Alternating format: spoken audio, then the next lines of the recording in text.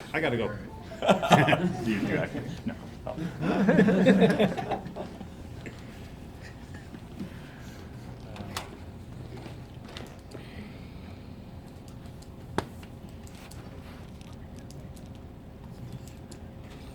So I'll be very quick. My presentation was to go 5 minutes, and I'm going to try and hold with myself. You know you're gonna get 45 minutes for the questions, right? Better not. I know I have 45 minutes worth of questions about this whole thing. My 5 minutes on flat files. I'm Alec Irwin. I work at Johnson Brothers Liquor. We have a on-prem, we have a hybrid environment. We are mostly on 3.9. We are moving some stuff to 4 now.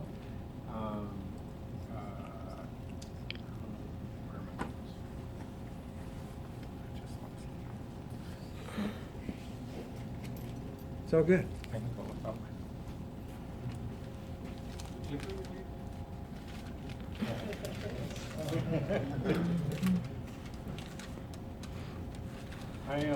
I'm up here to make sure that everybody knows I can do this. We have a team of 4 developers. Kelly and Warren are working mostly with the EDI. Mahul and I are working with a lot of integrations. We've integrated a lot of stuff with third-party applications like Modus and Samsara, for Ghost Spot Check, Shopify and Handshake.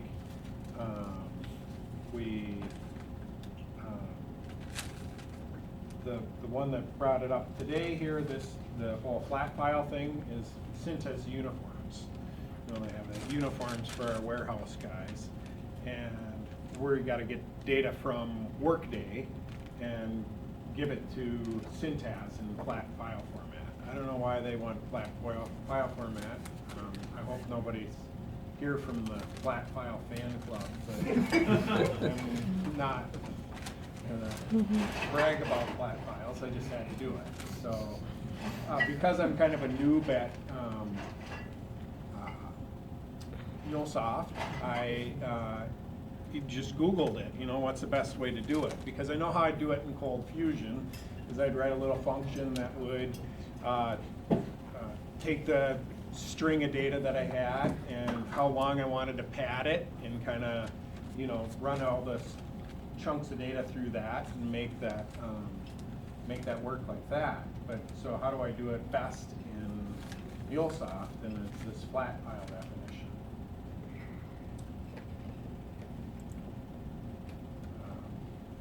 So what I can see as far as drawbacks, and I tried to talk them out of the whole flat file thing, which was to no avail. But I can see that there's some issues with flat file because I wouldn't want to get data in flat file format unless I was going to somehow import it into Excel or something, and maybe that's what they're doing, importing it into Excel. But so you're limited on your data lengths, and so what it's doing is it's defining columns in this flat file. Between position 0 and 6 is the employee number, and between 7 and 25 is the first name, and that type of thing. And I do a little bit of this selecting stuff out. I also developed for Planet Press, and that does a lot of this flat file stuff out of the files that we generate for invoices in RPG. So it's not completely foreign, the idea of it, but flat file schemas, I got these 5 elements of element, composite, segment, group, and structure, and this is right off of the Mulesoft website, what these pieces of this flat file definition file are. And it's kind of in a YAML or a RAML format kind of file. I have gotten, all I needed to do was use the element and the composite part of it. So here's my flat file structure that I wrote for this demo. It's, I called it Flatlander. I don't imagine it really matters what you name it. And it will create a file that looks like this. Very cool. So I'll pull up Mule here and show you my examples. So I'm just getting some data. I create this data. This is what I'd get from like Workday.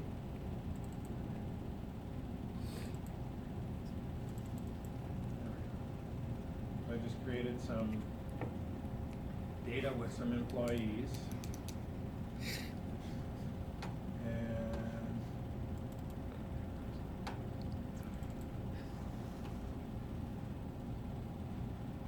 I'm going to get the data, and then I'm going to map it to this FFD. Here's something I don't know the answer to. Maybe somebody here knows the answer to. I created it because I didn't understand the instructions in my case. I named it flatlander.ffd. Well, the documentation says it should be FFS. Flat file syntax, flat file definition. Flat file schema. Schema. Oh. So does it matter? It doesn't seem to matter. No, it does not. When you're mapping it here, I just said .ffd. So the same internals to it. I have heard some customers have complained that if I'm reading the file of that name, if it's not named properly, it might not work. I have not personally seen that, so that's why the documentation just states to use FFS. Okay. I would use FFS in the future, but and I did compare. In this example, I'm using FFD, and in this example, I'm using FFS, and they both work the same. So and then here I'm writing the file. So can you show them how you made data weave understanding of that schema? Oh, sure. Because the key, of course, is if you're using data weave, that's your visual transformation engine.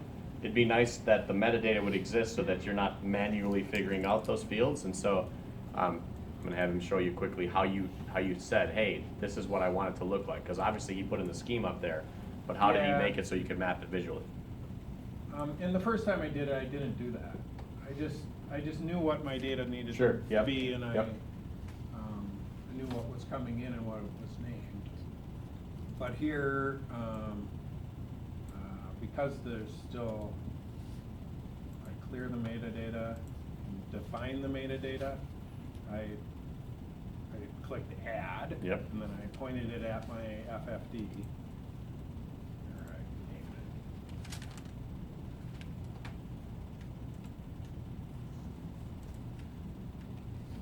it. Flat file. And then I just source, main, resources, and that's where I put it. Bam. And there you go. Cool. So yeah, so that's why I create, so you can get some really, really complex flat files, something we actually did for John Deere, where they have the first line is the header for the header of the data. I'm not joking, it's the header for the header. And then line 3 is the header for the detail, and that only goes up to 10 lines. And then they have sub-detail, and so you were able to build like one of these like FFD files that defines that, right, of how these things can be encapsulated, and so that it can figure it out, so you can map to it, and it'll still build and read a file effectively. That's where I see that flat file definitions are being more effective. Rather than straight out single structure, if you want a file with multiple structures within a single file, it really helped me in the configurations. One question, so this is like about writing the file. So say we are reading a file and we have like variable and fields. So is it like definable here, like whether it's a variable length or like it's a fixed length? fields that we are reading from a specific? I think we get to define that within the schema itself. Even when we are reading the file, based on the schema, it will parse out the file that is given as an input to that, right? Say for a specific row, okay, you have like 5 fields defined there, so they can be like either variable length or like fixed length. Mhm. So that can be defined. Yes, in the schema. yes, you can choose variable length or fixed length, and it does not matter, it doesn't mean the whole file has to be one or the other. Does that make sense? Yeah. You could have one line, this line's variable length, and the next line is fixed length, that's okay, it'll figure it, as long as you define that properly, it'll work. As long as we define that in the composite groups, Yep. that proper structure, and we define the schema of the file as the expected file, then it should be like a straightforward. But defining that schema is, takes some time.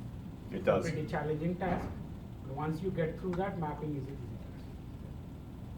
Yeah. And it's like RAM also, it needs spaces here. I had tabs in here by, Yep. just in a tab and a. I hate YAML, but I didn't come up with it, I know. so So I gotta follow suit. If we had more time, I would have you guys help me figure out how to do this composite stuff, because I never really had enough time to figure out how to do composites, and I didn't have any real Sure. need to, so I didn't. So- Yeah, and obviously most files, I mean, let's be honest, most files are either variable length or fixed length with either header fields or not, right? And you can pretty much figure those out in probably 10 minutes. But when you get sometimes these weird complex files that somebody wrote a COBOL program for a custom parser 45 years ago, right? Okay, that might be too long. 25 years ago, no, that's probably too young. 35 years ago, there we go, that's probably more right. That you have an opportunity. So I have yet to find a file that we can't parse and or write, but that does not mean that you don't have to learn this flat file spec. Does that make sense, right? So if you know you're gonna be dealing a lot with Mule and files, play with that, play with some of the tutorials around that, play with that document, read how to understand how to process those. And as our man Alex showed us, it's definitely possible. Here's one thing that bit me, the first time I rolled it out, I put it out in production, and they said, well, none of the, I think it was the phone numbers or something were coming through. The way that Cold Fusion does like a, you know, a trim and a write most characters is that if they're not long enough, it just, no, okay, so it's only 6 characters and we're saying I want the right 10, no big deal. It just gives you the 6 characters that it does have. In Mule, you'll get a null. So I'm testing for that null. And so then I say, if it's not null, give me that. Yeah. I mean, I kind of, you could have done this as a not statement. Swapped it around. No, but that's important, like ensuring that, yeah, because Mulesoft, if you, even a flat file specification, actually any mapping, if the data doesn't come, it will make it a null. And if null is not acceptable in your backend, you gotta think about how you deal with that, right? Can't we use the skip on null? Huh? Yeah, so there is a header, right, called skip on null, and you can say everywhere, and you can actually specify other things where you can skip null values. Yep, skip, capital O-N, lowercase n, capital N null, right? And that will actually allow you to deal with nulls automatically, but it will still send null in the background. You just gotta be wary of that, right? Because like, if you don't have this on, it's possible that if you were expecting a value, the parse will fail, right? Because it's like, oh, this was null, I was not expecting null. Skip on null everywhere says, just move on. But I will still pass null to the backend, so you gotta think about that, right? Can the backend file or JSON element or whatever I'm doing, can it accept nulls or not? If it needs an empty string, make sure that you're checking for that and giving it an empty string. Also about the indent is equal to true. I'm sorry? Indent is equal to true on the table. I'm not sure about indentation. I've not done much with that.